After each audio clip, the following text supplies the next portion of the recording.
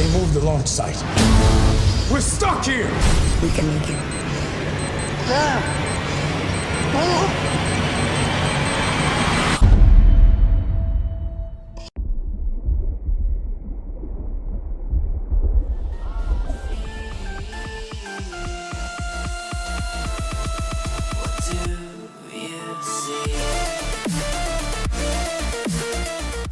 Hey everybody, this is JP with Headz, and today I'm here to discuss the new Netflix original movie called I.O.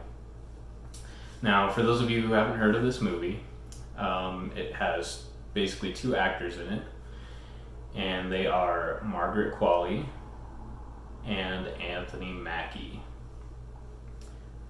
And this movie is basically another Netflix original apocalypse movie. So if you've seen the trailer for it, you kind of see that it's just takes place on Earth, and it's kind of in an apocalyptic setting, and it doesn't really give you a whole lot of what's happened from the trailer. But what the movie's basically about is the planet has been evacuated, and there's only a few small areas that are still inhabitable on the planet Earth. Most people have fled to live on the moon of Mars called Io, and they have a colony there, and that's where, most of humanity apparently has gone to live since the Earth is no longer inhabitable. And what happened to the Earth is that we, as humans, polluted the Earth and treated it badly and didn't care for it, kind of like what's happening in real life. And the atmosphere has become no longer tolerable by humans. So there's high ammonia levels in the air, meaning that a lot of people can't breathe, and a lot of people, I guess, were dying, and they weren't sure of the causes why, and eventually they found out it's because there's a whole climate and atmosphere change, and that's why they fled to the planet Io. So Earth is still kind of connected to Io at this point where the story starts. And basically we meet up with Margaret Qualley's character named Sam, and it kind of just shows her as she goes through her daily life. And she's a scientist, and she's trying to study how the Earth might possibly be trying to come back to life. She lives on top of a mountain in her research facility, and she basically took over her father's research and trying to find a way of, how the planet might be trying to save itself. She's studying animals and insects, and she has her own farm and greenhouse, and basically just lives on her own and is, living off of the greenhouse and taking care of herself. And she's doing some kind of experiment on herself to see if she can tolerate the ammonia in the air and see if she can learn to live within the atmosphere of the planet, alongside studying bees mostly to kind of see how they can adapt to the atmosphere and to the planet itself. So she's going through her daily life, and she has a boyfriend who lives on Io, and they kind of exchange letters through the computer, through satellite, almost like emailing each other. They're kind of like pen pals. You don't see the boyfriend at all. In the beginning of the movie, you just kind of hear his voice reading the letters as they correspond to each other through the emails. So I'm not going to go into the ending of the movie because there is kind of a spoiler at the end, so I'm not going to ruin that for you guys. I'm just going to kind of talk about the basis of the movie and a bit of the story and a bit of the overall plot. So her father, of course, was a famous scientist and has this big theory about why people should have never left Earth and why they should have stayed, because the planet's trying to heal itself and trying to become, reborn into a new planet and livable for humans again. Well, she plays a recording at the end of the day, every day, of her father telling people about how he's still there studying, trying to find if there is a way for the planet to be reborn and to be inhabitable again, and that people should stay, and if they need help, that they can come find him at his research facility.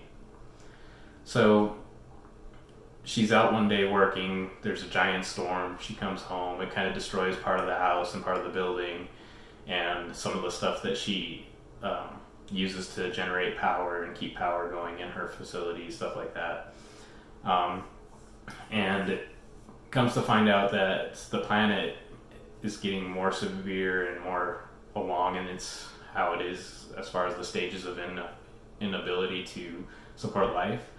And so because of this and because of the weather on the planet getting more severe, they want to completely evacuate the planet and then cut all ties with planet Earth.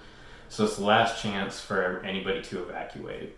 So they send that message out, but she has no way of getting to the evacuation site because she doesn't have enough oxygen to withstand the journey to where the launch site is. Well, she's out working after the big storm hits and kind of cleaning stuff up and trying to fix and repair some of the stuff that the storm destroyed. And a helium balloon, kind of like a giant weather balloon, comes floating down. And this is where we get introduced to Anthony Mackie's character named Micah. And basically we come to find out that he came there in search of her father and trying to find out if he could get help from his father to see if the planet is sustainable or if there's any hope or if he needs to go to the evacuation site to evacuate the planet. So he meets Sam, and she doesn't tell him that her father's passed away and is no longer, researching the planet and things like that. And she kind of keeps it hidden from him, but says that her father is out on a research task and should be coming back soon, and because he really wants to speak with him about the planet. So while he's there, she decides to, give him food, which he hasn't seen fresh vegetables or fruit in a long time. So she takes care of him, she feeds him, she learns about him, finds out that he was a teacher and that, he was around the planet for a long time when it was inhabitable and, it was a normal society like it is today. He lived through the whole downfall of the society and what it became, and he survived through all of that, and he stayed on the planet because of her father's research and what her father promised to the people that stayed as far as, the planet becoming inhabitable again. And he believed that. And during that time, though, he lost his wife and his family, and he's, all of that he blames on her father basically because of the research and the things that he promised the people that stayed on Earth. So the movie's basically from that point about their relationship and whether or not they decide to evacuate from the planet and the research that they're conducting and stuff like that, and whether it's actually useful or not. So I'm just going to leave the storyline at that. From that point on, that's mostly what it's about. And I will talk about how I felt about the movie from here on out. So I felt the movie was kind of interesting from a scientific standpoint. Visually, the movie's very pretty. The acting, on the other hand, I don't know how I felt about that so much. Anthony Mackie I thought was great. He played his character very well. I feel like he's a great actor. You guys might know him from Falcon and the Marvel series and the Marvel movies. And I feel like he does a good job playing his character and playing his part in this movie. The other one I'm not sure about, Margaret Qualley. She kind of overacts a lot and kind of gets over dramatic in a lot of scenes and kind of throws off her character for me. And in a movie that basically only has two actors, it's, they both have to have very strong performances in order to pull it off, and I just don't think she quite did the job that this movie needed to tell the story it was trying to tell. Overall, though, this movie's not terrible. I believe it has a 42% on Metacritic, and I think it's a 3 out of 10 on IMDb. I would kind of agree with Metacritic. I would probably give it a 4 out of 10. It's not a bad movie, and compared to a lot of the other Netflix original movies, it's not bad at all. And we've reviewed a lot of their apocalyptic movies. For some reason, they have a tendency to make a lot of movies on that subject. The ones we've reviewed so far have been Extinction, which to me is by far the best one. If you guys haven't seen that movie, watch it. We have a review on it. Check that out. The other ones have been Bird Box and How It Ends. How It Ends was not good at all. Bird Box, I personally didn't care for. For me, it just wasn't my kind of movie. I would put this movie above Bird Box and how it ends, but I would not. It doesn't hold a candle to Extinction. Extinction is 10 times better. So out of those kind of apocalyptic style movies, that's where I would rank it. And like I said, overall, I'd probably give it a 4 out of 10. So Gabe unfortunately couldn't make it to the video shoot today, but he did want me to let you guys know that he watched the movie as well. And he absolutely hated the movie. He thought it was terrible. He'd probably give it, a 1 out of 10 or something like that. He just didn't care for it at all. He thought it was too slow, and the story just didn't get his attention at all. And I kind of agree with him on a few points. The movie was very slow. It was a very slow build, but it wasn't terrible. The storyline, like I said, was very interesting, and I think it's worth a watch if you need something to find on Netflix.